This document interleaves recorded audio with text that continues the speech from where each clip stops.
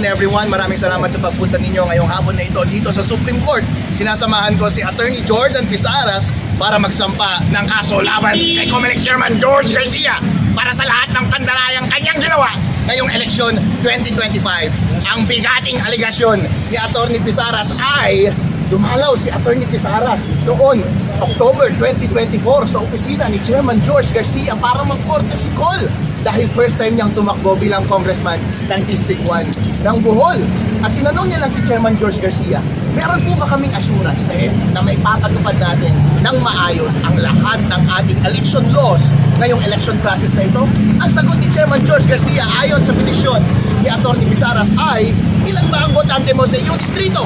Ang sabi, 300,000 po. Ang sagot ni Chairman George Garcia, kailangan mo ng 300 million pesos para manalo. What? Anong suggestion yun? Ibig sabihin ba nangingi ka ng 300 million pesos para maipanalo mo si Attorney Pisaras bilang congressman ng District 1 ng Bohol? Naniniwala po si Attorney Pisaras na itong kalakaran na ito ng COMELEC ay lantaran at widespread sa buong Pilipinas at ginawa nila sa lahat ng mga kandidato noong mga nakaraang eleksyon. At yung mga nagbayad sa COMELEC ay siyang mga nanalo ngayong election process na ito. Dahil sa statement ni Chairman George Garcia, kailangan mo ng 300 million pesos para manalo. Paano mo i-interpret yung salitang iyon? Chairman George Garcia, sagutin mo nga, ano ang ibig sabihin nung sinabi mo kay Attorney Pisaras na kailangan niya ng 300 million pesos para manalo? Magkano ang sinabi mong halaga para sa mga ibang kongresista, ibang mga kandidato na lumapit sa iyo? Kaya hindi po nakapagtataka yung mga sinasabi na merong bilyong-bilyong salapi na nasa isang bank account, na nasa isang lugar, na ang may-ari ay isang makapangyarihang tao sa COMELEC. Hindi po ito chismis lamang. Ito po ay totoong aligasyon. Ito po ay pinaninindigan ni Attorney Pisaras. Nandoon po sa loob, nasa loob ng petisyon. Ito po ay isinasampa namin sa Korte Suprema para ang mga justices natin mismo ang mag-imbita kay Chairman George Garcia at sa kanyang mga kasama na sagutin ang mga aligasyong ito dahil ito po ay totoo. Ano ang ibig sabihin mo, Chairman George Garcia, noong sinabi mong kailangan niya ng 300 million pesos para manalo ngayong eleksyon na ito? Kasama po dyan yung maling paggamit ng COMELEC ng version na software doon sa automated counting machines. Ito ba yung paraan para isagawa ninyo yung gaya na inyong ginawa? Ang na-audit po ay version 3.4. Bakit nyo ginamit yung version 3.5? Nandun ba sa version 3.5 yung gaya na inyong in-implement? Ganon din po ang maling pag-implement ng COMELEC pagdating sa transmission ng mga election results mula doon sa automated counting machines papunta sa mga servers. Ang sabi po ng batas, diretso dapat mula sa automated counting machines papunta sa mga servers ang resulta ng eleksyon. Pero sabi mismo ni Chairman George Garcia na dumadaan muna pala sa data center 3 yung mga resulta ng automated counting machine. Therefore, namamanipulate po yung data sa gitna. Hindi po sinunod yung batas. Chairman George Garcia, sagutin mo po ulit ito. Ito po ba ay ulit ang inyong paraan para isagawa ang pandaraya noong nakaraang eleksyon? Chairman George Garcia, kailangan nyo pong sagutin lahat ng ito dahil lahat pong aligasyon na ito ay seryoso po. Kailangan nyo pong sagutin para sa susunod na eleksyon, hindi na po ito mangyari ulit.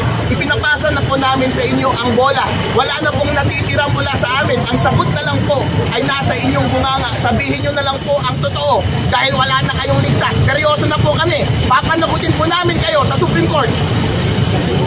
Kasama po sa prayer namin na ipadisbar si Chairman George Garcia dahil karapalan po ang ginawa nilang mga paraan ngayong nakaraang eleksyon na ito. Sino po ba ang responsable sa pagsasagawa ng maayos na eleksyon? Hindi po ba ang COMELEC, ang Commission on Elections? Sino po ang nagko-compose ng Commission on Elections? Mga commissioner na pinapangunahan ni Chairman George Garcia. Siya ang nagdidepensa ng mga palisiya na kanyang isinagawa. Kung meron mang taong dapat managot sa prosesong ito, lahat ng pandaraya at pagkakamali, walang iba kundi si Chairman George Garcia. Nangihingi rin kami ng tulong mula sa National Bureau of Investigation bilang ahensya na dapat magsagawa ng investigasyon ng mga ganitong anomalya. Natignan nila itong mga aligasyon ni Attorney Pisaras kasi garapalan po ang pag-amin ni Chairman George Garcia. Gumamit sila ng illegal na equipment sa pag-transmit. Gumamit sila ng illegal na software. Hindi po ba yan paglabas sa ating Omnibus Election Code? Dapat po, kung meron mang taong dapat makulong ngayon, walang iba kundi si Chairman George Garcia.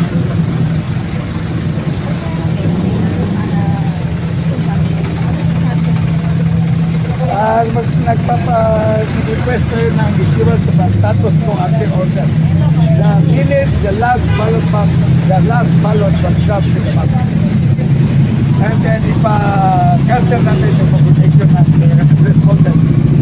Sir, respondent mo. Pagkibasa sa ating petition. Pero may po ba tayo na nag-work sa tayo Abatayin mo yung petition doon. o meron po kayo? Kompleto po.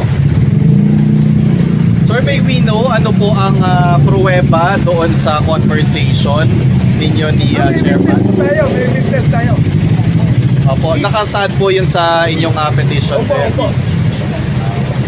And yun nga, sa tingin po ninyo, ang ibig sabihin nun ay perang bigay kay Chairman, hindi po pera para sa pag-campaign funds? At that time, hindi ko maintindihan bakit niya sinabi yun. Pero ngayon, naintindihan ko na. Pero hindi po ba linaw mismo kung ano? Hindi ko rin. I was shocked.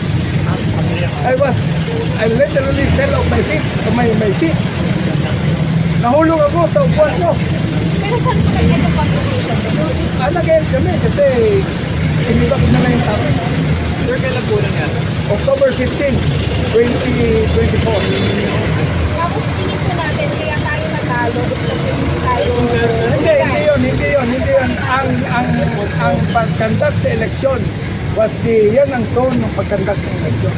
Pera. Ano po panawagan ninyo sa Supreme Court, Attorney May Pizarro? prayer kami. I suggest that you read our petition. Opo, pwede pa soundbite lang po. Ano po ang inyong disbarment po, katulad ng sabi ni Attorney Restitution? Kumpleto yung sinabi ni Attorney Harold. Hindi po basta-basta at hindi po biro ang ganitong mga aligasyon, mga kababayan. Dahil kapag pag-aaralan ninyo ang mga statement ni Chairman George Garcia, parang lumalabas. Kapag ilan ang bilang ng botante mo sa inyong locality, 1,000 kada isa. Kung kukumpitin nyo po, mas mura pa yan kaysa sa running rate ng bilihan ng boto doon sa ground. Kung ikaw ay nangangampanya, mas gugustuhin mo bang magbayad na lang ng 1,000 pesos sa Comelec o bumili ng tigpa 5,000 pesos na boto? Nalugi pa yung mga gustong magbenta ng boto na ating mga kababayan.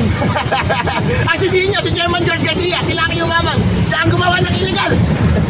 Hindi na po kayo ay nakapagbenta ng boto. Pero pag-isipan nyo po ng mabuti. Kasi marami po ang nagsasabi na maraming mga nangampanya ngayong eleksyon na ito na hindi na nag-effort na mangampanya. Hindi na rin po silang mag-effort na bumili ng boto. Dahil everything comes together po. Kung totoo po ang aligasyon ni Atty. Pisaras, ang lumalabas po, mas economical para sa isang mandarayang politiko at kandidato na bayaran na lang ang Comelec para dayain ang eleksyon at para manalo ka. Huwag nang mangumpanya. Huwag ka nang magplataforma. Huwag mo nang kumbinsihin ang taong bayan. Huwag mo nang ipakita ang iyong karakter. Magnakaw ka na lang pag nakaupo ka at sa susunod bayaran mo na lang ang Comelec.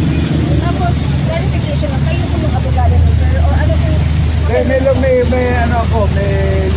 firm ako. Pero ano po cover ni Atty. Witness to si Atty. Harold. Expert witness. Ako po ay magwi-witness doon sa kaso dahil gusto ko pong patunayan na ang nagamit doon sa ating mga automated counting machines ay version 3.5 at hindi version 3.4. Kailangan ipaliwanag ni Chairman George Garcia ang maling paggamit ng software.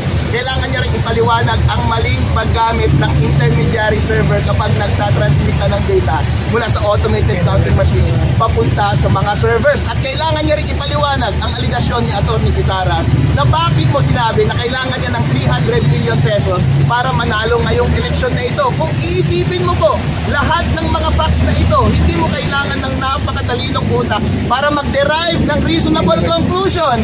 Tanong lang po, Chairman George Garcia, nandaya po ba kayo? Thank you, sir. Thank you.